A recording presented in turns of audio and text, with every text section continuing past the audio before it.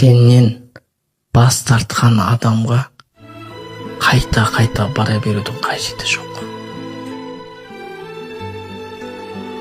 Ол сенің өміріңде саған белгіленген сабақты үйретуші келді.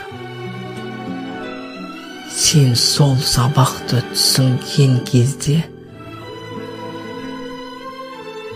ол адам өміріңде белгіленген уақыт болып кетіп қалғаны үшін шүкір етесің, қуанасың, тәубе етесің. Өйткені сен сол жағдайдан кейін сенде өзгеріс болды, белгіленген бір деңгейге жетесің.